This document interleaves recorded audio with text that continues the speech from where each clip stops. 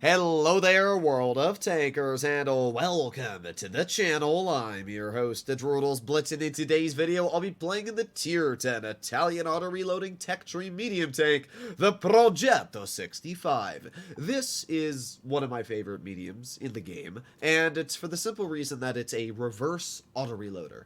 And that's kind of weird when you think about that, but the way it works is the more you shoot your shells, the more DPM you get. And I can showcase that very quickly by just showing the reload times. As we can see, shell 3 takes 4.98 seconds to reload, and shell 1 takes 7.7. Now your shell 1 is the first shell you load in the clip, so if you're shooting all of your shells, that would be the last shell you have. And the way it works is because shell 3 and shell 2 have intra clips you have to add on of 3 seconds, it means that shell 3 is about a 5-second total reload time because of the 3-second intra clip.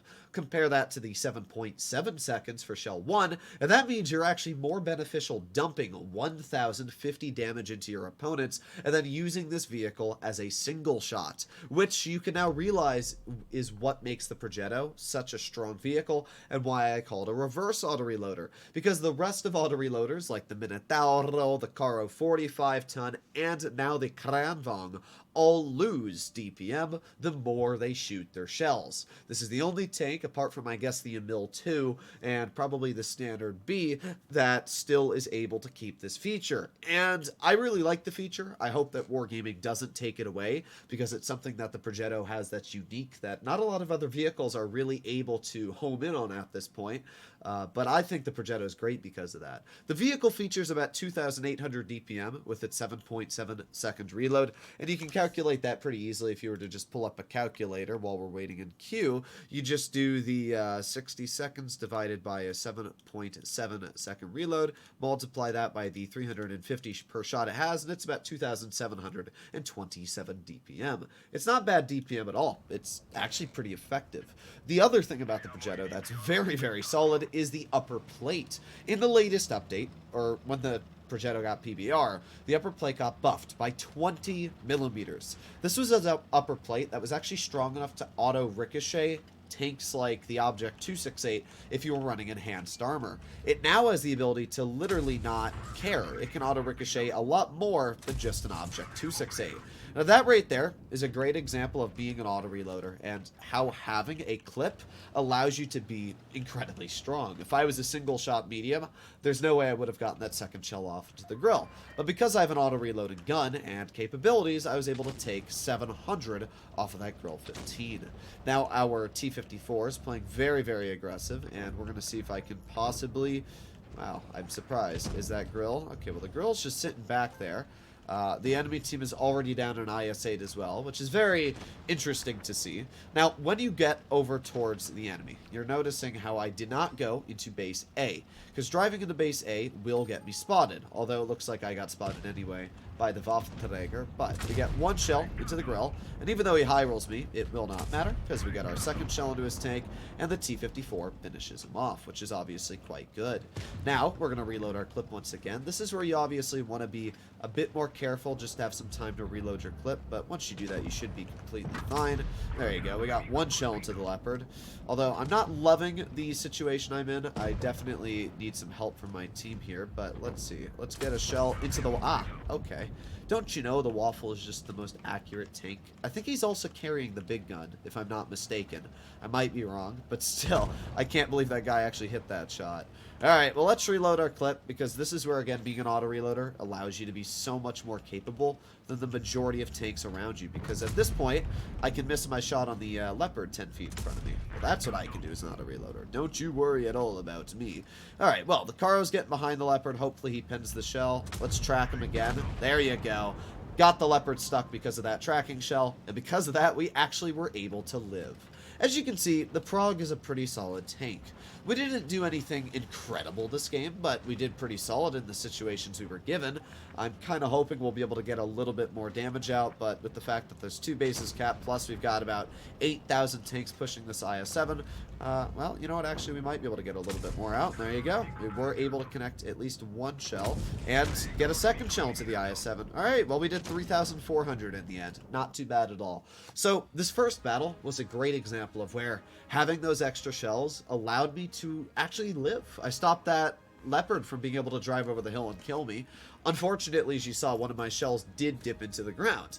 And that is one of the problems about a vehicle like the Progetto, is its accuracy is not very good. It is actually some of the worst accuracy in tier 10 for a medium. It's sitting at 0.335. The only vehicle that actually beats this tank at the worst accuracy is the Caro, which is at 0.344. Honestly, not a whole lot of a difference there, especially because the Caro does gain 30 damage per shot on each of its 4 shells, but the Progetto is still very inaccurate, and because of that, it can miss some very unfortunate shells, as you saw in that game. But at the same time, you do have to pay a bit of a price to have that auto-reloading capability, especially the one that it does have. So here we are. This battle, we're up against a Sheridan, and a Skoda T50. Okay.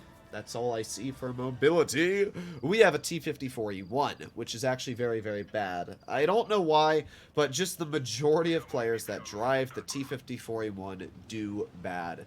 If players like that prove me wrong when they get on my team, then that's fine. But 99% of the time what happens is T54E1 players sit out in the open with their turret showcasing, and then they just die. So we'll find out. We got the enemy Skoda T50 who already spotted us, but that's fine. We also got the Sheridan. Now, obviously, the Sheridan is a tank I hate to fight. I absolutely hate fighting Sheridans just because of the way their gun features the alpha. Now, hopefully we're not spotted by that Skoda, which it appears we're not. Nice. Okay. Well, at this point, we're going to chill right here. I would love to rush in and try and get some extra damage out, but at the same time, I really can't do that. But this Skoda is losing a lot of health right now. Unfortunately, our T54E1 also lost a pretty decent chunk of health. All right, well, we're going to wait here again. It looks like our heavies are doing okay, which isn't too bad. We're just going to chill here. Come on, Skoda, poke it again. There you go. Thank you for another shot into your tank's turret. Now we got the Super Conqueror pushing up as well, which is going to allow us to play very aggressive here. With that Super Conk doing what he's doing, this is actually great, because now what I'm going to do, and what I'm able to do, is just full send this guy. So there's the Skoda. There's one shell into his tank, and we're going to get that second shell in as well, finishing off the enemy Skoda. And now we got the Sheridan off to the side. And even though we did end up bouncing our first shell on the Sheridan, the good news about, as we talked about the Progetto, is that as an auto-reloader, I have the ability to continuously reload shells and shoot at this Sheridan, which is exactly what we're going to do right here. So it's a great example of where being in a tank like the Prog, having that auto-reloading gun and capability, allowed me to clear that guy even when normally he might have been able to get away. Alright, well, let's reload. Oh, but we do have that minnow right there. Well, I'm going to just do it. I'm going to do it. I'm going to get 2 shells into the 60. Oh, never mind. What I'm going to do is get pushed by my teammate, which I really didn't want to have happen because I wanted to back out of there. But, oh well. 60's off to the side. I'm not actually going to capture this base because I don't think base capture is all that important right now. We are already up on base cap. What I'm thinking is we can see that there's the minnow off to the side over here. And the minnow is obviously a very, very poor traversing tank. So we're going to get to the side of him very, very easily here, as you can see. This is one of the major problems with the minnow. We're going to get one more shell in with our auto-aim and keep on going. In total, we did lose a bit of health, especially because they have a grill sitting right there who's not too happy with us, but at least we were able to get a little bit of damage out. Alright, well, we're up to 3,700 already, which is pretty good, let's be real. This is where having the DPM on the Prog is super nice of that auto-reloading capability. We do have the Type 71 off to the side. We got the grill in the back. The grill is a one-shot at this point, so not too much of a threat, but we still got to be a little careful of him. Let's push off to the side over here and get to the side of this M103. There's one shell into the M103. We are over to over-eagle our hull. Get a second shell into the M103, and again, this is where being able to dump my clip and gain DPM actually allows the Prog to be so good at ripping out those damage numbers. I'm not sure why this guy fired an HE, but that's fine with me because we'll get another shell in. We're up to 5,000 damage at this point, which is pretty dang incredible when you think about it. There you go, easy max roll into the Type 71, 5,500 damage, and with that, we came out with a victory, showcasing just where the Progetto is an incredible tank. Overall, I really feel like this is a super underrated vehicle. I've made so many videos on this tank, and yet it still doesn't really seem to get the notoriety it kind of deserves. 5,500 damage, even though he didn't block much, it's a great example of where looking at numbers on paper and saying, oh, it doesn't have great DPM or accuracy, doesn't actually mean anything in the cusp of the battle. With 2,700 DPM base that this vehicle carries, that means from the start of the game, you have the ability to deal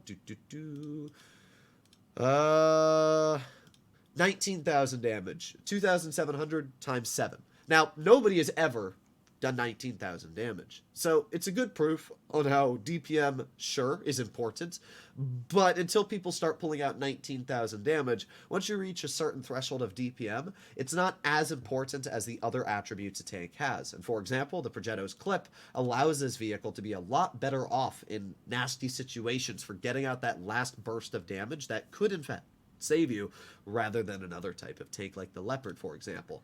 Hopefully you enjoyed today's video, and I'll see you all in the next one. Bye-bye.